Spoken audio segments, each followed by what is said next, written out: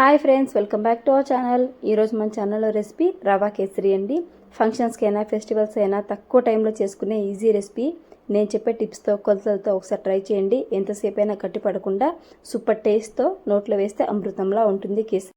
Stove on చేసి కడాయి పెట్టేసుకొని 3 స్పూన్ల నెయ్యిని వేసుకోవాలి. నెయ్యిలోకి కట్ చేసి పెట్టుకున్న ముంతమాడిపప్పు, బాదంని యాడ్ చేసుకోండి. ఈ రెండు ఒక 2 నిమిషాలు బాగా వేగిన తర్వాత దీంట్లోకి కిస్మిస్ యాడ్ చేసుకోవాలి.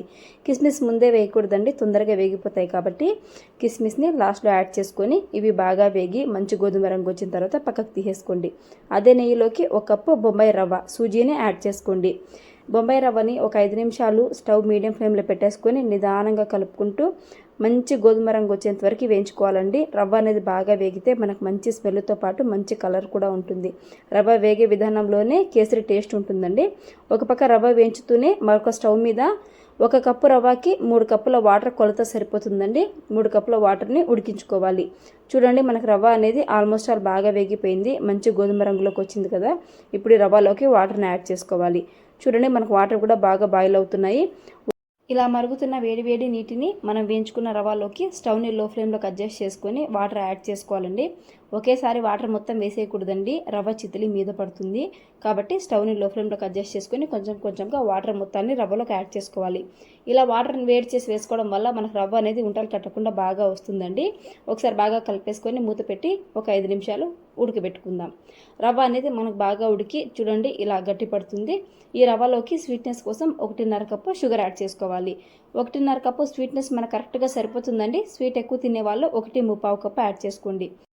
స్టవ్ని మీడియం ఫ్లేమ్లోకి అడ్జస్ట్ చేసుకొని రవ్వని చక్కెరని కలుపుకుంటూ కరిగించుకోవాలి. మనకు చక్కెర కరిగిన తర్వాత చూడడానికి చాలా పల్చగా అనిపిస్తుందండి. ఒక 5 నిమిషాలు ఉడకబెట్టుకున్నట్లయితే మనకు రవ్వ షుగర్ని బాగా పీల్చేసుకొని ఇలా గట్టిపడుతుంది. ఇలా గట్టిపడిన తర్వాత దీంట్లోకి 1/2 కప్పు నెయ్యిని యాడ్ చేసుకోండి. అలాగే ఫుడ్ కలర్ యాడ్ చేస్తున్నానండి. ఎల్లో కలర్ వద్దనుకునే వాళ్ళు స్కిప్ చేసేసుకోవచ్చు. ఫుడ్ కలర్ని వాటర్లో కలిపి యాడ్ చేసినట్లయితే మంచి కలర్ వస్తుందన్నమాట. దీంట్లో ఫ్లేవర్ కోసం కొంచెం యాలకుల పొడిని వేసేసుకొని ఈ మిశ్రమాన్ని ఒక 5 నిమిషాలు బాగా కలుపుకుంటూ ఉడికించుకోండి. మనకి నెయ్యి అనేది సపరేట్ అవ్వాలన్నమాట. చూడండి, నెయ్యి అనేది సపరేట్ అవుతుంది. ఈ టైంలో మనం ముందుగా వేచి పెట్టుకున్న డ్రై ఫ్రూట్స్ని యాడ్ చేసుకొని ఒకసారి బాగా కలిపేసేసుకొని స్టవ్ ఆఫ్ చేసేసుకోవడమే. అంతేనండి, పర్ఫెక్ట్ కేసరి అనేది మనకు రెడీ అయిపోయింది. ఎంతసేపు అయినా సరే గట్టిపడకుండా నోట్లో వేస్తే అమృతంలా కరిగిపోతుందండి. ఈ సూపర్ అండ్ టేస్టీ రెసిపీ మీరు కూడా ఒకసారి ట్రై చేయండి.